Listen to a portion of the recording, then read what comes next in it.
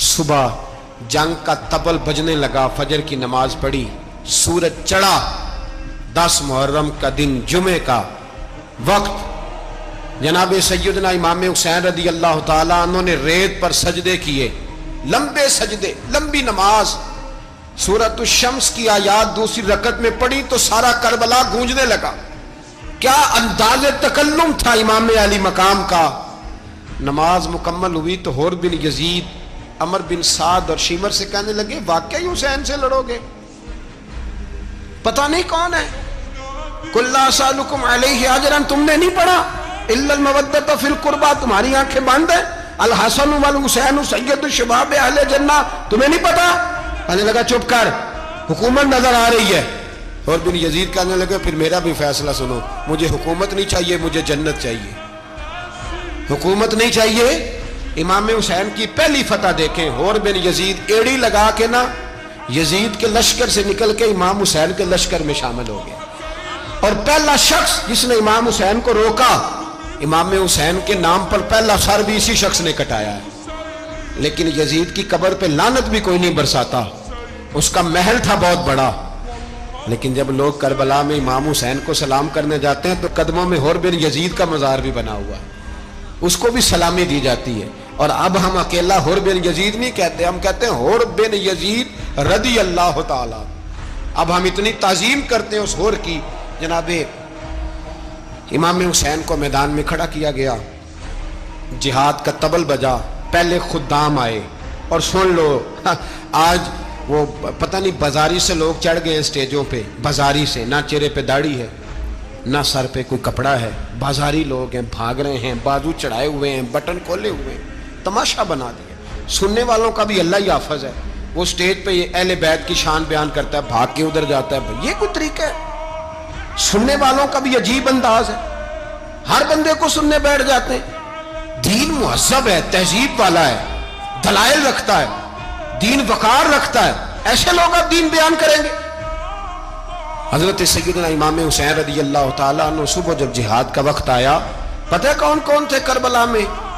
امام حسین کے ساتھ امام حسین کے 4 بھائی تھے کربلا میں۔ کتنے؟ بول کے بتائیں۔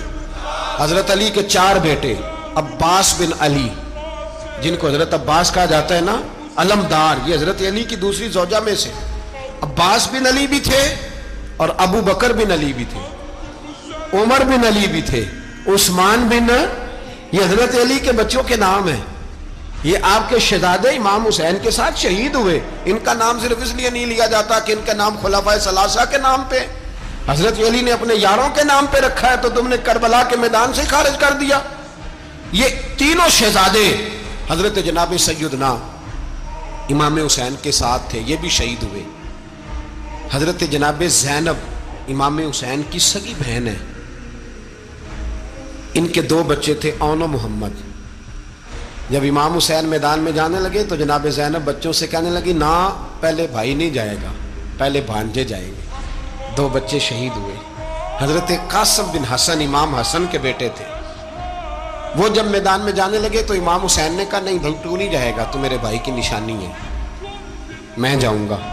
تو حضرت قاسم بن حسن نے ایک تعویذ کھول کے دیا کہ ابا جی میرے والد نے کہا تھا جب بڑی مشکل آ جائے تو تعویذ کھول کے دیکھنا، تو آج بڑی مشکل آئی ہے تو میں نے تعویذ کھولا ہے، تو یہ دیکھیں کیا لکھا ہے، یہ تو رکا ہے، تعویذ ہے ہی نہیں۔ جب کھول کے دیکھا تو اس پہ لکھا تھا قاسم اگر حسین پہ کوئی کڑا وقت آ جائے تو بیٹھ کے آگے آگے رہنا، اگر کڑا وقت میرے بھائی پہ کبھی آ جائے نا، دیکھنا اس کے آگے آگے چلنا، اسے حسن کی کمی نہ محسوس ہو، پائیاں جیا ساکھ نہیں کوئی جے وچ خار نہ ہوئے۔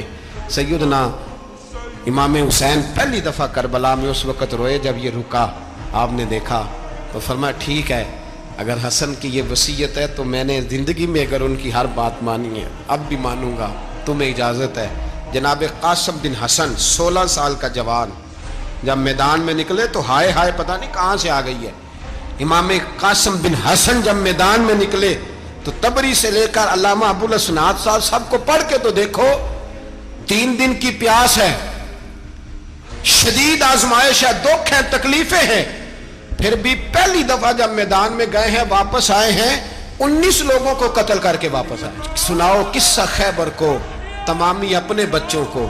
अली की दास्तां सुन के दिलों से डर निकलता है।